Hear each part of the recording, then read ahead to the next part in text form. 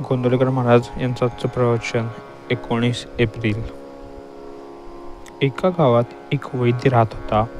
त्या वैद्याला कोणाला काय रोग झाला आहे हे तोंडावरून समजत असे. त्याने एक दिवस एका मनुष्याला आपल्या घरावरून जाताना पाहिले आणि त्याला आत बोलवले. वैद्याने त्या माणसाला सांगितले की तुला एक भारी रोग झाला आहे, पण मी सांगतो ती तू औषध घे आणि मी सांगेन त्याप्रमाणे पथ्य पाळ, म्हणजे तुझा रोग बरा होईल. वैद्याने सांगितलेले औषध आणि पथ्य त्या मनुष्याने पाळले नसते तर त्या वैद्याचे काही नुकसान होते का?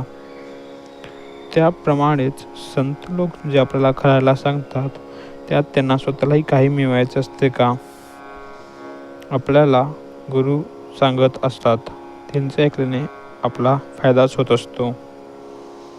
ते आपल्याला भावरोग झाला आहे असे सांगतात आणि त्याकरता सत्संग करा आणि नामात राहा म्हणून सांगत असतात.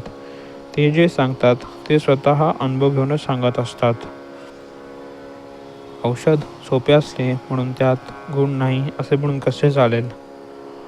तुकारामांनी आपल्या उपासनेची शपथ घेऊन सांगितले आहे की नामस्मरणासारखे सोपे साधन नाही. तुमचा हल्लीच्या साधूंवर विश्वास नसला तरी समर्थ आणि तुकाराम यांनी सांगितले त्यावर तरी विश्वास ठेवायला काय हरकत आहे? त्यांनी तुमच्या कल्याणाकरताच ते साधन सांगितले आहे. ते तुम्ही न कराल तर त्याचे काही नुकसान नाही, तुमचेच नुकसान आहे. तरी त्याचा विचार करा. आपल्याला रोग झाला आहे अशी आपली अगोदर खात्री झाली पाहिजे, म्हणजे निम्मे काम झाले. आपल्याला रोग झाला आहे असे पक्के कळल्यावर आपण औषध घेण्याचे टाळणार नाही. संसारात सुख नाही असे आपल्याला दिसत असताना ज्या योगाने सुख मिळेल त्याच्या खटपटीला लागले पाहिजे. त्याकरता होईल तितके नामात राहण्याचा आपण प्रयत्न केला पाहिजे, म्हणजे तुम्हाला खरे समाधान मिळेल. एका मनुष्याने 30 वर्ष मनापासून नोकरी केली. तो म्हणाला, भगवंताची पूजा आणि भक्ती कशी करावी हे मी नोकरीपासून शिकलो. त्याला विचारले ते कसे?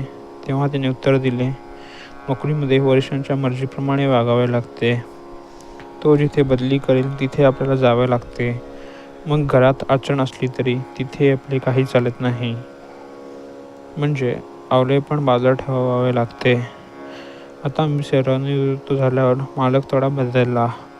आता मी वरिष्ठाच्या ठिकाणी भगवंताला ठेवले आहे. भगवंत हा श्रेष्ठ वरिष्ठ आहे, कारण तो माणसासारखा स्वार्थी नाही.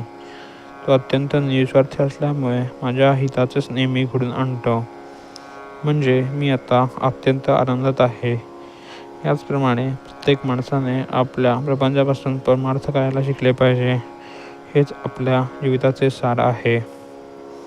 अनन्यतेशिवाय भगवंताची प्राप्ती नाही, त्यातच भक्ती जन्म पावते. श्रीराम जय राम जय जय राम.